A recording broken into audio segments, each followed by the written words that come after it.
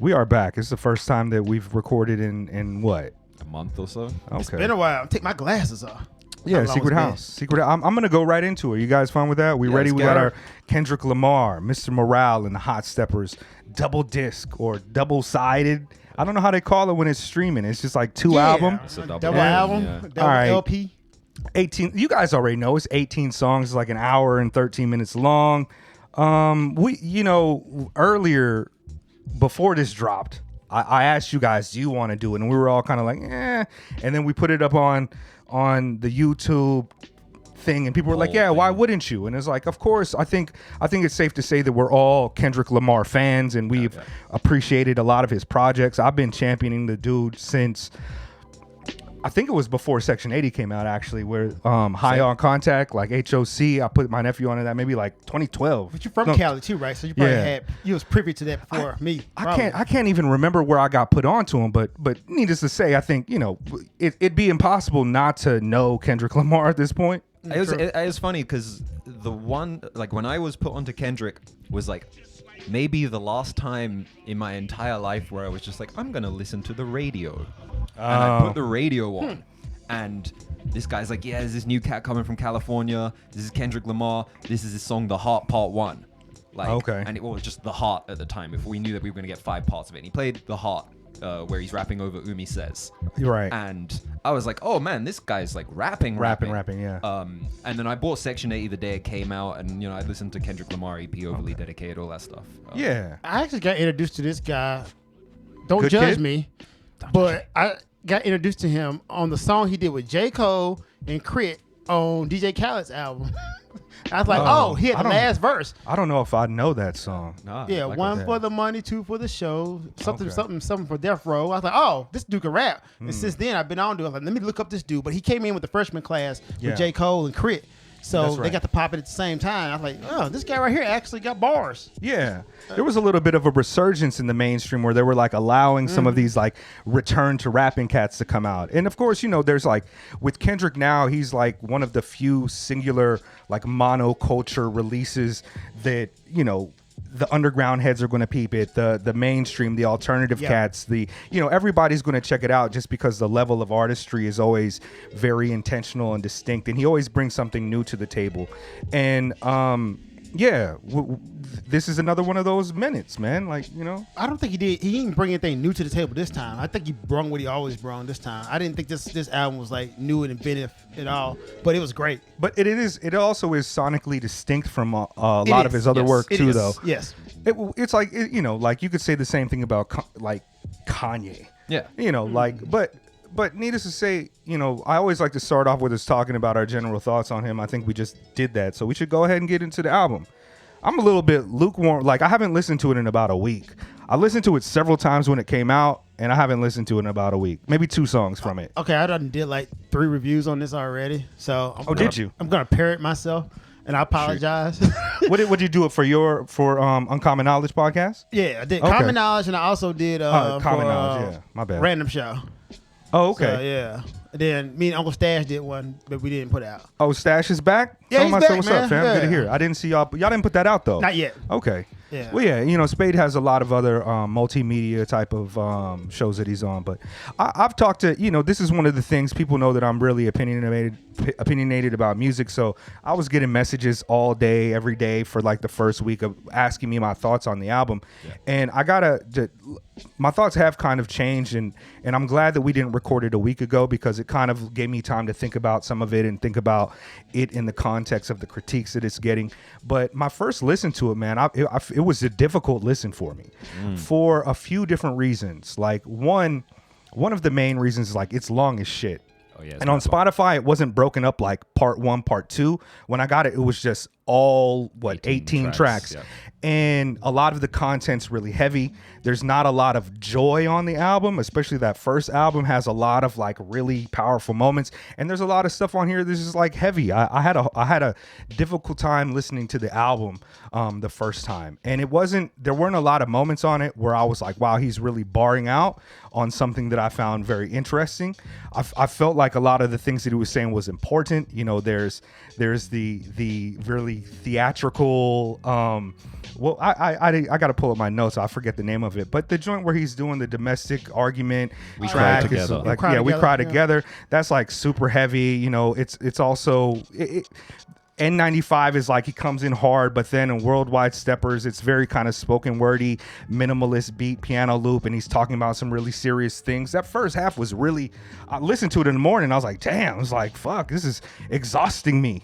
And I like now I frame the album a little bit differently. I feel a different way about it. I'm looking at it in its entire scope and the effect and how it affects culture. And I still believe that Kendrick is still one of the dopest. I think this is one of the best possible albums that could come out this year. I just don't love it. And for me, ranking the Kendrick albums, this goes towards the bottom of the list for me in terms of just my enjoyment of it. So I don't know. Yeah, I mean, you want to...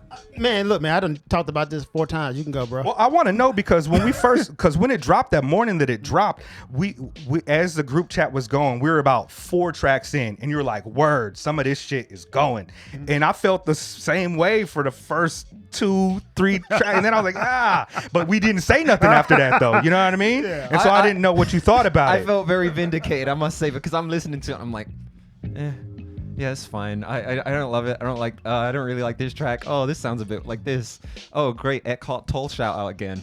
And then you're there like, yeah, no, this is hard. This is hard. This is good. This is good. Yeah. And then it got real quiet in the group chat. But honestly, the most liberating thing for me. So I'll say off the bat, I don't like this album. Like I don't like it. Gasp. But the most liberating thing is that my opinion on this album does not fucking matter at all. It doesn't matter. Every single person on the planet who knows who Kendrick Lamar is has an opinion on this record, and I think at this point it's probably not going to change. It doesn't really, and also to be fair, I don't think this album in particular, and also I guess To Pimp a Butterfly to a similar extent, but not so much Damn and Section 80 and Good Kid, Mad City, it's not really like an album that is just to be like enjoyed. It's an album that's meant to be consumed and thought about. And, you know, Kendrick has a lot of thoughts on a lot of topics, specifically ones that are directly, you know, prevalent among and to black men. And sometimes I don't much care for his opinion. Sometimes I'm totally there with him. I think the album suffers just from how much Kendrick is trying to consume and kind of go over. This is a man who's obviously got a lot on his mind in the last 4 years since we had Damn. And the album's an hour and a half as a consequence. He talks about a huge variety of topics that every single track's going to have a think piece about it if it hasn't already.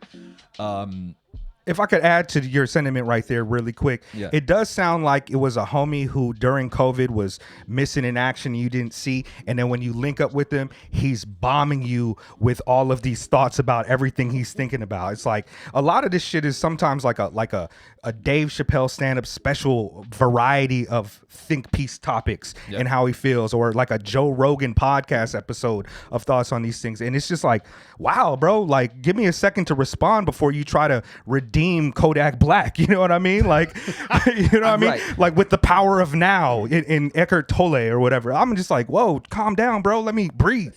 That's how I feel. It's a lot. The album is a lot, for better and for worse. You know, there's some really, really great moments on here, and you know, I think generally speaking, like it's really well produced, it's really well rapped, as you would expect from Kendrick Lamar. Whether or not it succeeds or fails as an album, I guess is kind of immaterial, because ultimately the value of this album is the fact that the biggest rapper in the world is talking about some really important things that you don't see in mainstream music. Yeah. So, yeah, I don't really care for this album, but ultimately I think this album is like a net good on the world, and I'm happy that like we're having these conversations about it and that it's going to be as influential as it is. Okay, I think I'm the hottest one on this album. I love this album, actually. I was silent because I was digesting this. I listened to this album like 6 times before I even formed my first opinion. And since then, I've had this general rotation. And let me say, I do feel like Kendrick listeners fall into 2 distinct camps. People who think To Pimp a Butterfly is his greatest work ever, his magnum opus, and then people like me who don't. right? And for people like me who don't, this album hits hard. Like, I think personally his best album is Damn. And right under that, this one right here, because it touches on a lot of subjects that really hit me as an elder millennial. Like, a lot of stuff, toxic traits, stuff I grew up with, it just, man, slapped me right dead in the chest. Like, oh man, word. Well, I am super toxic. This and album this is why. does work really, really well as a successor to Damn, because you know, remember when Damn came out and everyone was like, it's actually part one of a double album, and he's going to do an album called Nation because it's going to have this kind of reflective Blue and red, counterpart, the Blue Bloods and red Crips all this come stuff. together. Yeah. And obviously that didn't happen, but this album kind of is that album. It is the kind of two half. Well, he tried to merge the gap between Damn, and To I Pimp feel a you. Butterfly. It's a balance between those And two he tried sounds to and merge approaches. to both camps. Yes. And I get what he tried to do. And the album in itself, man, like, he seamlessly flows between styles. The musicality on this album is sometimes, I think I put in the group chat, sounds like a bad reenactment of Stevie Wonder's song in the Key of Light, because its musicality is great. They lean on the reprise a little too damn much, though. Like, these reprises and all the interludes with just pianos, I get it, but I mean, you know, I'm actually a little bit surprised to hear you say that, because I felt like a lot of the music on this was uninteresting, like, in a way that it, like you were saying just a second ago, this is a good balance between Damn and To Pimp a Butterfly, and I agree with that. I kind of feel like it's almost like a parallel to what Jay-Z did with 444 yes. and Magna Carta Holy Opus. Like, it's an adult, it's a mature, well thought out artistic approach from a mainstream artist that kind of straddles this underground independent art rap approach and tries to bridge a gap between some of those sounds. But a lot of the things that made To Pimp a Butterfly really interesting for me was like there was a funk about it. There's something inherent to a lot of those beats that spoke to me. It's a more lot of this fun, sounds yeah. really like, it's like, okay, like the strings on this are great, but they also sound like some shit you would see on like a movie. The strings you know are what I not mean? good on this. And let me just And put the piano. like, I feel the same way about both of those instruments being used so much. I put this on here. I'm glad you brought it up. I just go ahead and say it now. A quick production note: the whole album was done in the box, and if you guys don't know what the box is, that means like VST plugins, like not like a lot of live instrumentation on here. Even the drum loops can sound kind of stale at some points. Whereas I think every beat on here was good. I do, but I would have liked some more live instrumentation. And I know y'all gonna say, "Oh, DJ L. Spade, don't you do everything in the box?" Yes, I do, but I would just hope that Kendrick Don't got a you bigger feel budget than me. Like, so I felt like, as solid as the production is on this record, it really suffers from having too many cooks in the kitchen. Way too many. There is no, Yes. like, if you There's no go back direction. to like Good Kid, Mad City, it's like, oh, this is a Neptune's beat. Oh, this is a Hit Boy beat. Like, you can feel the distinctive production identities, you know, coming through in Kendrick. Whereas some of the beats on here are completely new to Kendrick. They don't sound like anything Kendrick's rapped over before, but some of them like sound like all caps Kendrick Lamar type beats. Yeah. I you know, there's a lot of misses on here for me in that regard. Like even like one of my favorite tracks, it sounds almost like Count on Me, which I guess a lot of people didn't like, but it's probably my favorite song on the album just in general. Count Me Out? Count Me Out. But the synths kind of remind me of like Kanye West, like the Life of Pablo era, and then like N95. Something about that just doesn't feel. That was a remake of another beat, and I've been trying to put my finger on it. But I feel like I heard a it before beat too. From dun-dun-dun. I'm like, I think it's like a Jeezy or a T.I. beat. It just doesn't was redid. It like the points on the album that I really have something to say about are what he's attempting to do and how he's resolving his own personal issues. I appreciate all that. It's just the rest of it that bogs me down. Like when it comes to his rapping, I've always, and him as a personality type, and I see he's trying to get through that. The first half is like therapy session and shit, to the point where they're like, yeah, you need to go talk to this guy who wrote The Power of, you know what I mean? It's very strange, but I've always had ideological differences with Kendrick Lamar that prevent me from being like, this is my guy. Like a lot of the artists I listen to, we kind of have similar ideological fixed points, and Kendrick's religion has been a little bit something that's uninteresting to me. You go back to Good Kid, Mad City.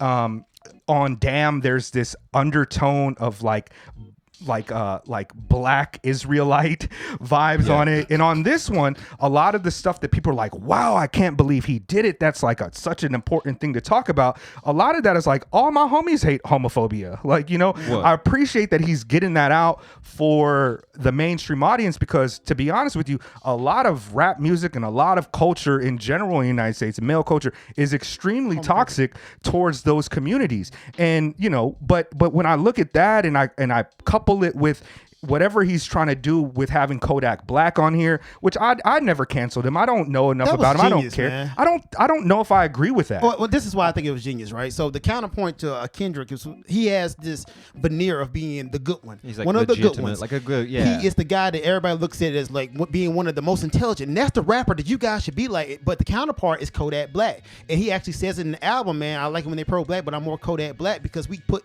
Kendrick on this level. So to have a Kodak Black on there and to say I'm more like him, it pretty much says, because you know he rails against cancel culture in 95. So it pretty much says like, dude, I'm not putting myself on this level. You are putting me and elevating me to demigod level. So if I fall, don't blame me. Like, I'm not the guy. And so, that is something that I don't comes know if up I in think the it's album genius, though. a lot. I don't think it's genius personally. I also just don't care for Kodak Black as a rapper, as a musician, like divorced from the context Now, that's of him. fair. It's like That's I like his it's verse on this shit. having him and Baby Keem on there, both just kind of being unremarkable rappers, like is whatever to me. Baby Keem is so goddamn horny, bro. Like every song I've ever heard him, he gotta say some shit about like trying to get with bitches. I understand you young, but that guy is fucking like, be serious. Yeah, I'm not a you Baby gotta Keem put the fan horny myself. song, the horny line in this shit. But go on. I'm So sorry. I you know, obviously Kendrick, he's trying to do his like counterbalancing act of like, well, you can extend empathy to a Kendrick Lamar, you know, this kind of intellectual, you know, very well thought out artistic accolades, super high selling, you know, white people love him rapper like Kendrick. Can you extend that kind of empathy towards black males like Kodak Black who have done bad things before? Yeah. I get it. I'm not I sure get it works. too. Yeah, well, you know, like using it as kind of like this thematic. I won't say it's a center point, but it is a thematic through line through, especially the first half of the album.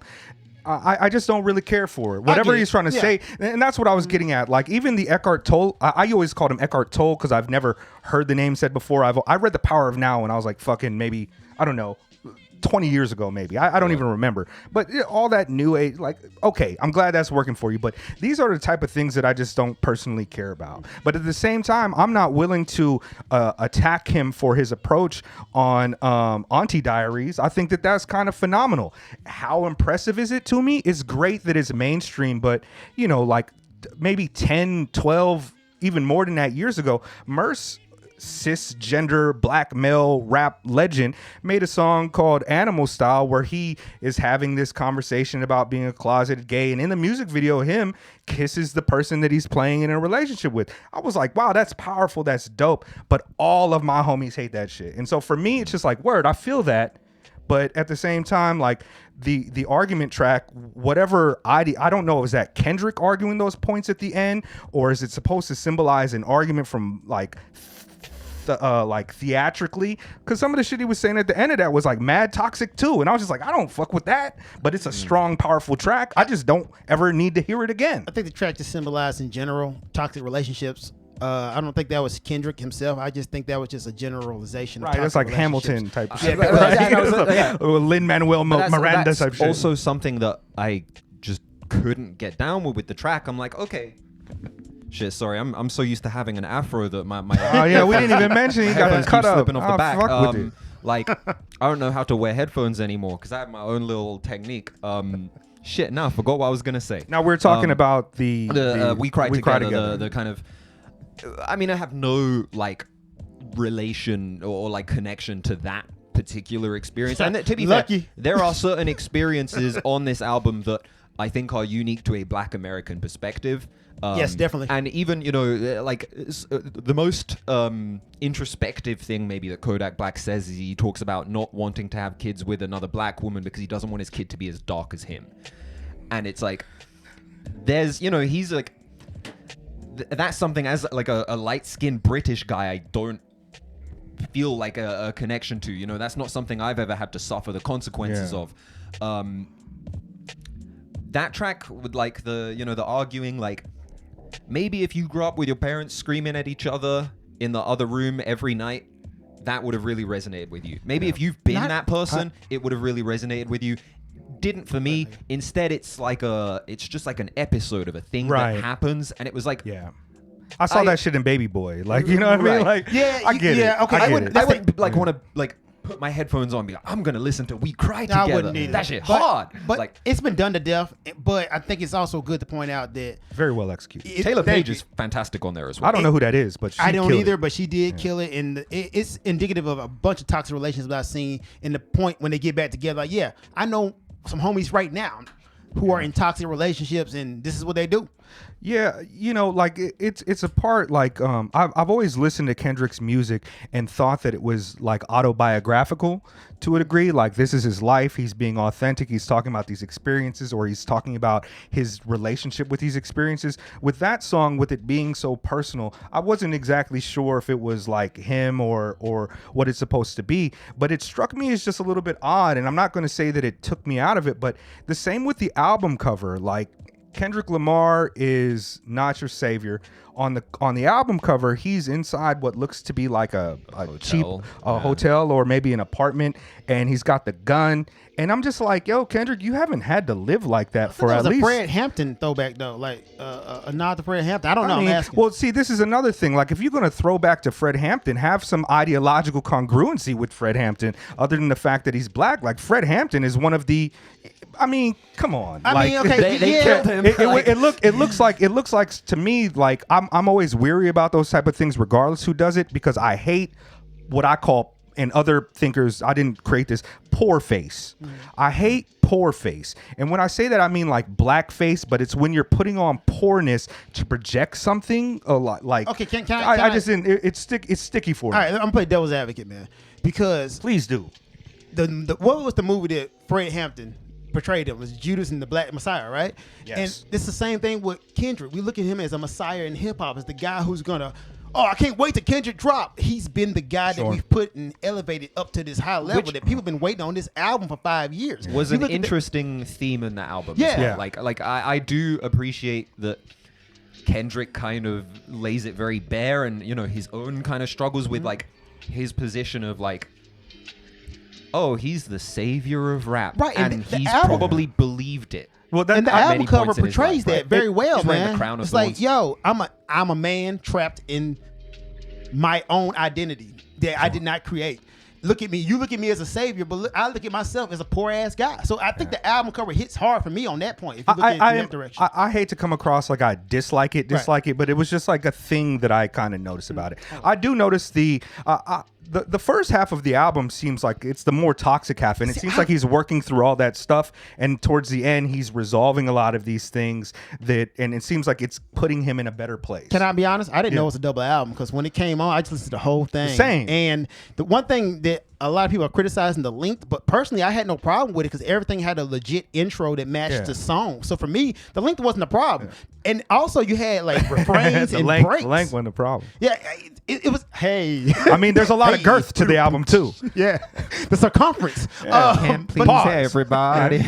But no, it actually was great for me. I didn't see a problem because the way the beats were laid out, you had tempo changes, you had breaks, you had refrains. There's a flow. Yeah. The interludes. It's well constructed. There's a flow. I just felt exhausted as well. I appreciate that. It's not the actual ending track, but you know, Mother I Sober with Beth Gibbons, which was a surprising guest feature to appear. Beth Gibbons of Portishead. That's your favorite band, right? They're not my favorite band. I mean, they're up there. Everybody likes Portishead, Who right? doesn't like Portishead? Yeah. But there's a Florence and the Machine sample on this shit Florence too. And the Machine on there. But like, you know, the fact that he made a track about like all of the young black male victims of sexual abuse, and also highlighted this perspective of, you know, your boy / maybe you, I'm sure like one of us at least, you know, was 13 when they lost their virginity to an adult woman. Yeah. And how in, you know, among a lot of black men, that is seen as some kind of badge of honor or like a point of pride. It's also just so typical that we kind of just be like, it's normalized. Yeah, and it's very normalized. It's like school shootings. And it's just like the fact that he's like actually able to like step, and it's one of the most It's like amazing. beautiful verses on the album as well. Like the second verse on that track is like was moving. You know, that was and that is something that Kendrick Lamar might be the only guy in the mainstream who can like move successfully me like that. take you to that place. Oh, his storytelling he's is immaculate. He's amazing, bro. Like Kendrick Lamar to me is just a tier above everybody else that operates within the same musical ecosystem as him. I'll say like this has got to be the mainstream album of the year. I can't imagine somebody really like taking it to this level. And for all of my gripes about it, like I'm just saying that I don't find a lot of joy in this album as an enjoyable listen, but as a piece of art and as a piece of just like this dude putting himself out and putting these topics out, like, bro, man, Kendrick is still the fucking illest. When I put on Damn, that last DNA verse comes on and I rewound it 20 times to listen to the flow. And that album lacks a little bit of joy and it lacks a little bit of that kind of just rap lyricism plus concept, but he does it well. It's just that the heavy parts on this album, it's a lot to hold if you want to listen to it in whole. Do you think this album is more, maybe positive isn't the right word, but Damn is like, you know, the thesis statement of Damned is America is damned. We are damned as people. That album cover is, I mean, you see how downtrodden he is on the album cover. The horns on the letter, you know, like on the M in Damned looks like he's got devil horns on his head. Like, this album isn't a complete write-off of America and blackness. I think it is a difficult album. I think it's a sad album in a lot of places. But I think Kendrick Lamar has actually gained some hope for the world since Damn. I don't see. I feel like you were going to make the point against me saying there's not a lot of joy. Sorry, I didn't mean to interrupt you. No, there is a lot of joy for me on this album because most of the songs, once again, hits on themes that need to be hit. Like N95, man.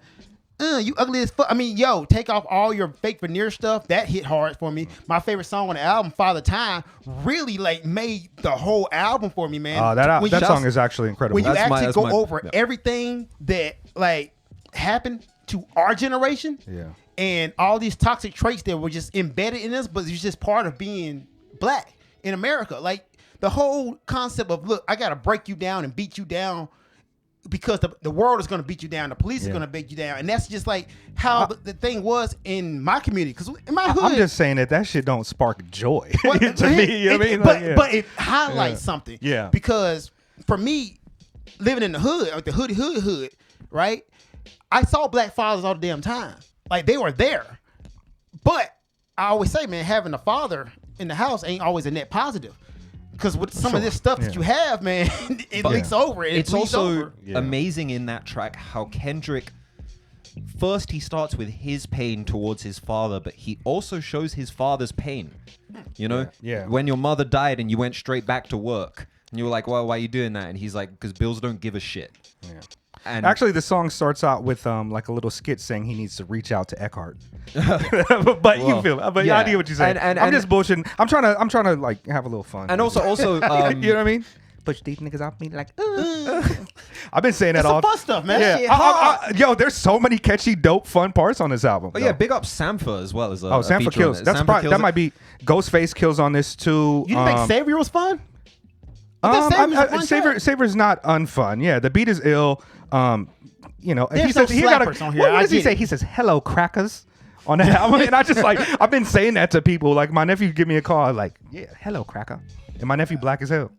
I mean, but yeah, this album has no slappers on it, so I can get that. It's very there ain't no like monotone. banging beats, right? There's no slappers on here. Maybe that's what I mean by it. I agree with that, but also I think N95 is like a that shit like a Joe Rogan episode to me, dog. No, I don't like the track, but I think that is Kendrick taking a slapper and turning it on its head. It's a close thing to a slapper. He does like this weird delivery on it all the time. It's got a trap beat. It's got auto-tune, but then he's just got this like voiceover in the background going, this shit hard, this shit hard. And it's almost like almost a rejection of this notion of like the slapper or making the hit, you know, because he puts the trappings of a slapper, of a mainstream it was intentional track on there. It was like, yo, I'm gonna give you something in the club that's actually some meat so you can chew on. It was an intentional mind fuck, and I get it. I don't know if that song works in a club like that. You think it do? It does work in the club. Yeah, Trust me. I mean, I haven't been to the club. Yeah, it works. You was at the club last night, bro. Let me tell you something. I never felt so old in my damn life. Like, yo, being 40 years old, going to the club, dog, it don't hit the same. Oh no. I'm literally in it for the money now, guys. I'm literally in it for the money. I'll do a DJ set. No, I won't. No, I won't. Like, no, like I don't know how long are we going on this. Like, I feel like there's still so much to be. Like, we could really go through the tracks and talk about specific things, but I think it's been everybody's done it. You know, it's a good like introspective album from Kendrick Lamar. I feel like he sat on this album a little too long. Had this album came out during COVID, it would have slapped a little bit harder. A year earlier would have been a different thing. You sat on this a little bit too long. I'm always talking about like stuff needs to cook a little bit more. This overcooked. You like, can also tell that some of this was written a while ago. Yep. Well, look at the album cover. When you look at the video of the Heart Part 5, he got like the big, you know what I mean? Technology, but his hair was huge, but on the cover he got braids in. So that picture must have been done a long time ago for his hair to grow out and be locked up like it is, right? I don't know, man. Is that true? You can undo your braids and put the fro out. So but I thought his hair was locked up in that. Maybe I'm just imagining things. It's been braided. Can I make a point? I meant to make this point earlier when you were talking about the production. I think going into the album with that track, the Heart Part 5, and how he did that Nipsey verse at the end, and that Marvin Gaye kind of interpolation. That's, I don't know if it was a sample or interpolation, but that song was much more musical to me than a lot of the moments on this album that are in the box instrumentals. So I you know, that was a good head fake too, man. I thought that was gonna be which is one of the best songs ever. You know, the heart tracks are never on the album, but it was it was an interesting rollout. You know, that it was an interesting rollout. There is going to be a disc 3 release with the Heart Part 5 on it. What? Oh, that was announced like a couple days ago. That there's, I don't know if it's the physical release is gonna have. You're being serious. Oh, I'm being. Oh, okay. Yeah. I thought he was trying to get. Yeah, I thought he was gonna rope it. I was like, is it going to be called "White Bitch from Amsterdam"? We're allegedly. This is what I've heard. I could be wrong. Correct me in the comments if I'm wrong. But I'm told that there is going to be another version of the album with the Heart Part 5 on it. Are they just going to play the album in reverse and say that it's the deluxe again? Hey, make it the deluxe money. Walk the other day. No, I heard I heard some theories about the shit on Reddit. Like the album is supposed to mirror, like the tracks are supposed to mirror each other, and something like that. But you know, when it's all said and done, I'm just like I'm not disappointed in the album. I think Kendrick is great, and to be honest with you, a lot of my favorite artists put out albums that I don't care about. You know, Bus Driver is one of my favorites. He's got albums that just don't hit for me at all, but I've been a consistent fan for him because I appreciate the artistry. I appreciate who he is as an artist, and Kendrick is kind of untouchable to me. He would have to come out with some really, really not just bad music, but like bad takes, like really bad takes for me to divorce myself from his art. I'm a big fan. I would say that I give this album like maybe like a light 8, a high 7 for me. It's in terms of what I think is going on, but in terms of cultural impact, I mean, this has got to hit like at least a 9 to 10 out of 10 culturally. Definitely, this is important. This is an important dope album, and I really do hope that the people that these songs and these topics are supposed to reach, I hope they get that. And you listen to the younger artists, man, and they are aware of this type of shit, but we still gotta weed out some of the toxic cats and get them put onto some real, you know. What y'all got? Are we rating now? Did I just jump too fast? Did I jump too fast? You just rated go for it. No, but I mean, like, did I go too fast? Did we need to talk about it more? My bad. No. We could talk about this album all day if we needed to. I really could. That's the best thing about this album is there's just so much to unpack, and it's a really, really interesting record for the biggest rapper on the planet right now to be putting out. I've said since day one that I'm not a fan of numerical ratings, and this album maybe more so than anything else that we've reviewed. It doesn't fucking matter if I like this album or not. This idea of the album being good or bad does it a disservice as a piece. I think ultimately this album is more important than it is good.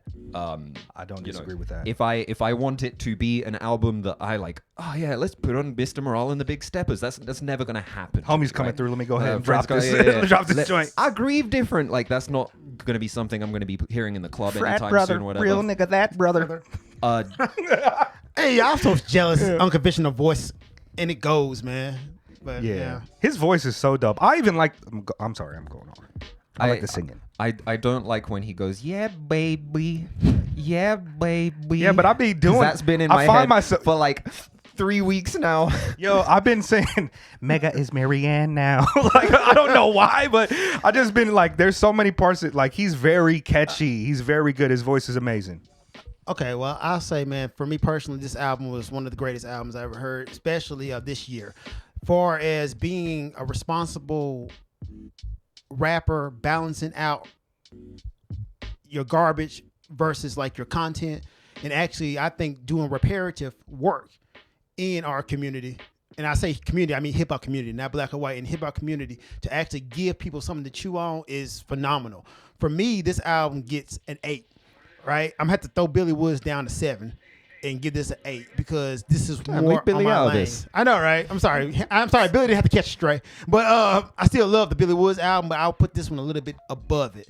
For me, the production was flat on a lot of that on the tracks, but I respect everything that was done. I do feel like the drum loops too is something I could have found on Splice, which really didn't work for me, but I get it.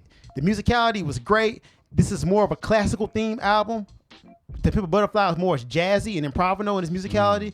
Damn was more trappy in its musicality, and this is more classical. So I get the theme of it, and it had to be classical because the topic wouldn't have hit hard as it did if you would have did it over trap beats. So I get it. It's all like introspective, and it's him talking about like life as he sees it. So I get it. I'm with you. So I'm gonna give it an 8. Greatest album ever, and I will think this would be the best album of the year. This will get Grammys, and I understand why dude won the Pulitzer Prize because his storytelling is immaculate. His voice is unconventional, can be annoying, and I love unconventional rappers. That's why I love Z Loopers. That's why I like RX Nephew. They have unconventional voices, but Kendrick, the way he stringed together his cadences, it's a master class. It's almost like a drummer picking up rudiments, man. To me, I hear it, it's like triplet, then parody, then stop. Then a 6-stroke roll just comes in. The way he does it, he can capture like cadences from the South, from the Midwest to the East, and it's almost like, damn, bro, you can fit all this in a beat, and it just grabs you. Along with having content, he doesn't really lean on one gimmick too damn much. So I can't do nothing but give the man credit. So yeah, 8, greatest album ever for me. Secret House. Yeah, baby. Yeah, baby. Fuck the alt-right. Push these yeah, off me baby. like, This shit hard. Don't forget to like, comment, and subscribe. Yeah, thank you guys, man. L. Spade is not your savior. Can't please everybody. Hello, Can't crackers. please everybody. Hello, crackers.